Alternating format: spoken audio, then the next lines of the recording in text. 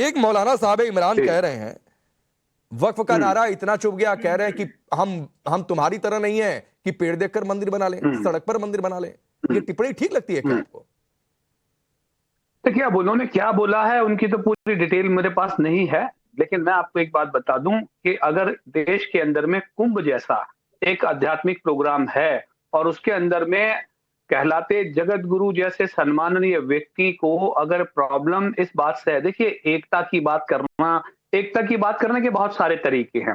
जैसा कि अभी पैनलिस्ट हमारे भारतीय जनता पार्टी के प्रवक्ता कह रहे थे कि अभी किसी ने धमकी दी है, शायद पुन्नू की बात कह रहे थे। अब मुझे ये बताइए, पुन्नू के पास क्या वक्फ की प्रॉपर्टी है? तो जो जगत जो गुरु जी कह रहे हैं, तो मुझे लगता है कि ये जो मिसअंडरस्टैंडिंग है या तो ये जानबूझ के पेनिट्रेट करने की, मुझे लग रहा है कि कहीं ना कहीं ये धार्मिक जो लोग हैं, आध्यात्मिक जो लोग हैं, उनका इस्तेमाल करने की कोशिश भारतीय जनता पार्टी करती हुई नजर आ रही है। क्योंकि देखिए, उनको अगर देखिए किसी को अगर प्रॉब्लम है बांग्लादेश से तो होना लाजमी है। कहीं भी किसी का भी कोई भी व्यक्ति का अगर हताहत होता है तो उस पर लाजमी होना वो है। लेकिन आप बांग्लादेश की बात करके फिर आप वक्फ को उसको जोड़ते हैं, फिर भारतीय जनता पार्टी के प्रवक्ता फिर उसको खालिस्तान से जोड़ते हैं। तो मुझे ये लगता है कि ये जो राजनीति जो है ना, ये ज्यादा दिन सस्टेन करने वाली नहीं है। मुझे ये बताइए, 6.5 करोड़ के आसपास, 6,500 करोड़ रुपए के आसपास का आवंटन अभी तक हुआ है। होना चाहिए, अच्छी बात है, तमाम धार्मिक अगर कोई भी प्रोग्राम है तो उसमें,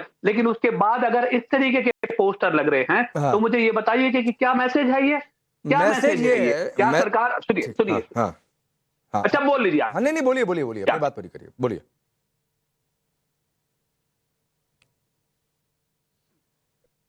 कहने का मतलब आके निकल के इसमें ये आ रहा है कि भाई आप क्या कहना चाहते हैं। अब मुझे ये बताइए कि अगर ये इसी तरीके का स्टेटमेंट अगर अजमेर में या और किसी दरगाह के प्रोग्राम में अगर इस तरीके का लगता तो क्या होता? अभी तक तो गिरफ्तारी हो गई होती, जेल डाल दिया होता। ठीक। तो ये जो चल रहा है नहीं ठीक है, तो शुभ रास्ता।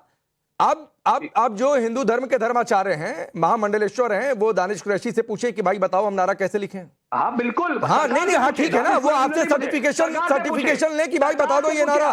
दानिश कुरैशी जी, हाजी नाजिम जी और समाजवादी पार्टी बता दो ये नारा ठीक है कि नहीं है। ठीक है, रुक जाइए, अब शुभ रास्ता के पास जा रहा हूं। शुभ रास्ता, कई सारे मंदिर ऐसे हैं जिस पर वक्फ ने दावा करके रखा हुआ है, उस पर सवाल पूछने पर दानिश कुरैशी कहते हैं कि नहीं वो देख लो, हाजी नाजिम कहते हैं कि देख लो। जी, एक तो राकेश जी, मैं ये क्लियर नहीं हो पा रही हूँ कि इनको किस पोस्टर से दिक्कत है। उस पोस्टर का साहित्य ऐसा क्या है कि इनको दिक्कत आ रही है? दानिश जी, आपको किस पोस्टर से दिक्कत है? उसमें क्या लिखा है जिससे आपको समस्या हो रही है? जो पोस्टर अभी चला रहे हैं हमारे उसके जरा शब्द पढ़ दीजिए जरा, तो हो सकता है समझ में आए। मैं क्यों शब्द पढ़ूं? मेरे तो समझ में आ रहा है ना कि वो क्या लिखाया जा रहा है। वो राजनीतिक भाषा लिखी जा रही है। तो मैं एक धर्माचार्य के, एक धर्म गुरु, सुनिए, एक धर्म गुरु के ऐसे आचरण हो सकते हैं क्या? मुझे ये सर आप वो धर्म गुरु का आचरण आप तय मत करिए। शुभ रास्ता बोलिए, शुभ रास्ता बोलिए। तमाम इंसान पोस्टर पे लिखे शब्द आप पढ़ नहीं पा रहे हैं दानिश जी, और आप हमें बताएंगे कि हमारे धर्म गुरुओं का आचरण कैसा होना चाहिए, तो ये मैं भी नहीं बर्दाश्त कर पाऊंगी। जो पोस्टर है उस पे लिखा है, जो लोग हिंदी नहीं पढ़ पाते हो उनके लिए मैं पढ़ दे रही हूँ। कुछ लोग उत्तर प्रदेश में रहते हुए भी शायद हिंदी नहीं पढ़ पाते हो, उनके लिए मैं पढ़ दे रही हूँ। पोस्टर पे लिखा है, वक्फ के नाम पर संपत्ति की लूट है, धर्मनिरपेक्ष देश में यह कैसी छूट है। ये तो बहुत सेक्युलर सी बात है। वक्फ बोर्ड मुसलमानों के लिए, सुन तो लीजिए दानिश भाई, वक्फ बोर्ड मुसलमानों, देखिए मंदिर और वक्फ में अंतर है। मंदिरों ने कोई भी ऐसी जमीन, दानिश भाई प्लीज लगातार नहीं, आपने 2 लाइन बोली, लगातार नहीं, प्लीज शुभ रास्ता को सुनिए प्लीज। दानिश भाई लगातार नहीं, बोलिए। सिंपल सी बात है ना, वक्फ एक्ट है हमारे, वक्फ को लेकर के कानून है हमारे देश में, जिसमें वक्फ का एक बहुत सिंपल एजेंडा है कि वो गरीब मुसलमानों के लिए काम करे। अगर कोई धर्माचार्य इस पर प्रश्न उठा रहे हैं कि वक्फ के नाम पे संपत्ति की लूट की गई है, तो जरूरी नहीं है कि हिंदुओं के मंदिरों का ही लूट किया गया है केवल। कई ऐसे सेक्युलर स्थान भी हो सकते हैं जिसपे संपत्ति की लूट हो। इस पे तो अगर मैं वक्फ बोर्ड में होती तो मैं इसको ईगो पे ले लेती और मैं जारी कर देती कि वक्फ के पास कितनी संपत्ति है। मैं यह भी बता देती कि इस संपत्ति में से इतने प्रतिशत का आवंटन मैंने केवल और केवल गरीब, मैं बार बार कह रही हूं, उन गरीब मुसलमानों के लिए इस तरीके से इस मद में इस संपत्ति का खर्च हो रहा है, जो वो मुसलमान जो शायद ये स्लोगन भी नहीं पढ़ पाएंगे, और इसीलिए शायद दानिश भाई को पढ़ने से दिक्कत है। ठीक, हाजी नाजिम पहले आप बोलिए, फिर दानिश आ रहा हूं। हाजी नाजिम कुछ कहना चाह रहे हैं, बोलिए। हाँ देखिए राकेश भाई, अभी देखिए मुझे जहां तक लगता है कि जिस तरीके से राजनीतिक विशेष लगना वक्फ बोर्ड के नाम पर जो बात कही है, कहीं ना कहीं भाजपा को आईना दिखाने की कोशिश करी है। उन्होंने कहा कि अगर मैं वक्फ बोर्ड पर हूं तो मैं बता देती कितनी जमीन है। अरे भाई ये बता दीजिए, हम तो कहते हैं कि आप सनातन धर्म को मानने वाले, बता दीजिए सनातन धर्म के अंदर आश्रम के पास कितनी जमीन है, मठ के पास कितनी जमीन है, थोड़ा सा उनका ही आंकड़ा दे दीजिए। अरे सुन तो लीजिए, अभी तो आपने देखिए वक्फ बोर्ड की बात करी, मैं तो सनातन के पास कितनी जमीन है उसकी बात कर रहा हूँ। सुन लीजिए, अभी मैंने आपको धैर्य से सुना, आपको मैंने धैर्य से सुनना, आप भी सुन लीजिए। मैं कहता हूँ कि एक आप है ना मुस्लिम कम्युनिटी को टारगेट करना बंद कर दीजिए। मौलाना साहब ने जो कहा था, राकेश भाई बिल्कुल सही कहा था कि रास्ते में जहाँ पे भी देख लेते हैं वहां मंदिर बना देते, कोई भी पेड़ होता वहां मंदिर बना देते, लेकिन हम लोग अपनी जमीन मस्जिद के लिए जो पैसा खरीद के बनाते। अच्छा एक मिनट शिवराज के पास नहीं, राकेश जी इसका अंतर स्पष्ट करना बहुत जरूरी है। रुकिए हाजी नाजिम 30 सेकंड दीजिए। कोई भी आश्रम, कोई भी मंदिर अगर ऐसा हो जिसपे मुसलमान कह रहे हो कि हमारा मालिकाना हक था और उस जमीन को हड़प करके उसको तोड़ करके बनाया गया हो मंदिर या आश्रम, बताइए मुझे। वक्त के ऊपर नहीं, इस बात का जवाब दीजिए हाजी नाजिम। और उसमें मैं एक बात और ऐड कर देता हूं, शुभरास्ता की इस बात को सेकंड करते हुए मैं एक चीज ऐड कर दे रहा हूं हाजी नाजिम। मैं आपसे कह रहा हूं कि जितने आपको लगे कि ये गैर कानूनी मंदिर है, गलत जगह पर मंदिर बन गया, किसी आश्रम की जमीन गैर कानूनी है, आप चलिए मैं आपके साथ खड़ा रहूंगा, मांग उठाइए कि हटाओ इस मंदिर को, हटाओ आश्रम की इस जमीन को। आप ऐसा करने के लिए तैयार हैं अपने धर्म में? राकेश भाई एक बात सुन लीजिए, देखिए अभी आपने कहा कि अगर कहीं पे अवैध मंदिर है, मैं बताऊं तो अभी तो पोस्टर लगेंगे, यहीं पे राकेश जी राजनीति इसी भाषा से शुरू होती है। यहाँ पे कहा जा रहा है अवैध निर्माण, बात वैधता और अवैधता की नहीं है, बात यहाँ पर ये फिर से सुनिए, मैं एलिगेशन लगा सकती हूँ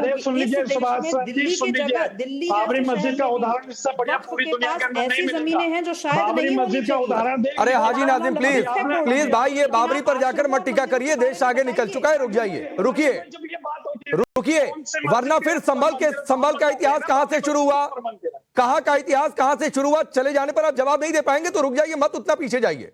शिवराज साहब 30 सेकंड में अपनी बात पूरी करिए, फिर आगे बढ़ रहा हूं, रुक जाइए प्लीज। राकेश जी मैं ये समझ नहीं पाती हूँ कि हर किसी भी एंगल को इतना इमोशनल रूप देने के पहले ये लोग कागज की बात क्यों नहीं करते हैं? आप कागज दिखाओ ना कि इस आश्रम का ये कागज क्लेम किया जा रहा है, इस मंदिर का ये कागज क्लेम किया जा रहा है, लेकिन हमारे पास हमारे पुरखों का ये कागज है, दिखाइए। बात 100 आना जो भी होगी उसमें आएगी, लेकिन वक्फ को लेकर के हाजी ये बात एकदम मैं डंके की चोट पे कह सकती हूँ कि प्रपत्र फाइल पड़ी है जिसपे लोग कह रहे हैं कि पुरखों की जमीन थी, वक्फ ने हड़प ली।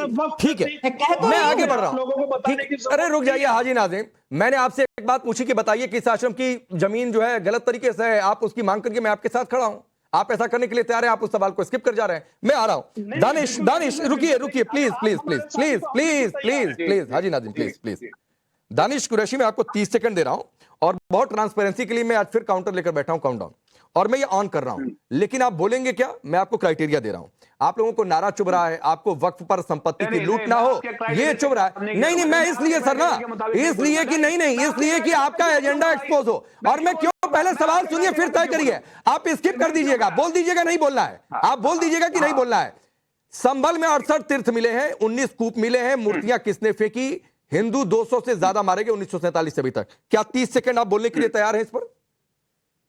देखिए, सबसे पहले मैं तो एक ही बात कहूंगा कि अभी हमारी बहन शुभरास्ता जी जो बातें कर रही थी, मैं तो उसका जवाब आपको सीधा सा दे दूं। अभी वो ये कह रहे थे कि किसी भी धर्माचार्य को अगर देश की चिंता है, वक्फ की चिंता है, मुसलमानों की चिंता है, अगर ये होती तो ईगो पे ले लेती, तो ईगो पे मत दीजिए। मैं आपको बताता हूं, इसी कुंभ के अंदर में ये दरखास्त रखी गई कि भाई कोई भी दूसरे धर्म का कोई व्यक्ति है, खास करके मुसलमानों की बात मैं तो कह रहा हूं कि मुसलमान है तो आप प्रशासन में भी अगर है तो उससे परहेज करवाइए, और उसके बाद आप कह रहे हैं धर्माचार है। तो ये जो दोहरी नीतियां नहीं बोल पाए ना मुझे लगता है कि देश के सामने उजागर है। दानिश आप नहीं बोल पाए। मुझे लगता है कि दानिश आप नहीं बोल पाए 30 सेकंड भाई। आप हिंदुओं पर बात नहीं करना चाहते हैं। आगे सुनिए अब आगे। अरे नहीं आगे क्या, 30 सेकंड आपको दिया, आप रुकिए, बाकियों के पास जाने दीजिए ना। क्यों सुनेंगे भाई? आप मुसलमानों को दबाने के बाद। अरे बिल्कुल मैं दबा नहीं रहा हूं, सबसे ज्यादा आपको समय मिला। फिर जवाब सुनिए। हाँ चलिए शुभ्रा साहब 20 सेकंड आप भी बोलिए। देश के हिंदू और मुसलमानों का जो इतिहास रहा है ना, उस इतिहास में आप ये मत देखने जाइए कि किसी के दिल में क्या है। दिल से बहुत सारी ऐसी बातें निकलेंगी जो इस सेक्युलर कॉन्स्टिट्यूशन को और सेक्युलर देश को गवारा नहीं होगा। आप बात सिर्फ उतनी कीजिए, क्या प्रशासन ने ऐसा किया कि किसी भी मुसलमान IAS officer, IPS officer, IRS officer को हटाया गया हो? धर्माचार्य की तो जो धर्म के आचार्य हो उनकी बहुत सारी मंशा हो सकती है। नहीं रुकिए अरे दानिश भाई रुकिए, बाकियों के पास जाने दीजिए। बहस करने लग जाऊं अभी धर्मेंद्र यादव, उन्होंने अपनी बहन के बारे में क्या कह दिया, अपनी माँ के बारे में क्या कह दिया, मैं बैठ करके यही चर्चा करूंगी। नहीं ठीक है। अब धर्मेंद्र यादव, आपको नारा चुभ गया, आपको वक्त वाली बात चुभ गई। आप कह रहे हैं ये बीजेपी ने पोस्टर छपवा दिया, बीजेपी ने शर्त रख दी।